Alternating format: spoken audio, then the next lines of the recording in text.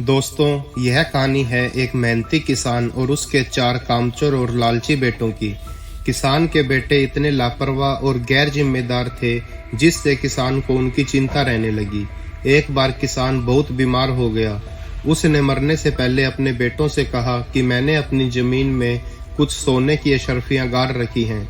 मेरे मरने के बाद तुम उसे निकालकर आपस में बांट लेना। पिता के मरने के बाद गड़ा धन निकालने के लिए चारों भाइयों ने बंजर जमीन को खोदना शुरू कर दिया। काफी खोदने के बाद भी जब कुछ न निकला तो चारों पिता को कोसते हुए घर की ओर बढ़ने लगे। गांव का मुखिया यह सब देख रहा था। चारों को वापस जाता देख मुखिया ने उनसे कहा कि जब खोद ही दिया है तो जमीन में बीज भी डाल दो, तुम्हारी इतनी मेहनत का कुछ तो परिणाम मिले।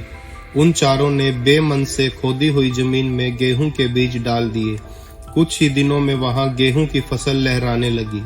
फसल को बेचकर चारों को अच्छा खासा धन प्राप्त हो गया। फसल से धन पाकर चारों के चेहरे खिल उठे। भाइयों को खुश देखकर मुखिया उनके पास आया और बोला, बेटा, तुम चारों ने कठिन परिश्रम किया और उसी का परिणाम है कि आज इस बंजर जमीन को तुम चारों ने उपजाऊ बना दिया।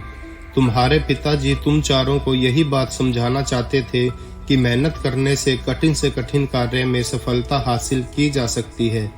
इसलिए उन्होंने जमीन में धन गड़ा होने की बात तुम चारों से कही।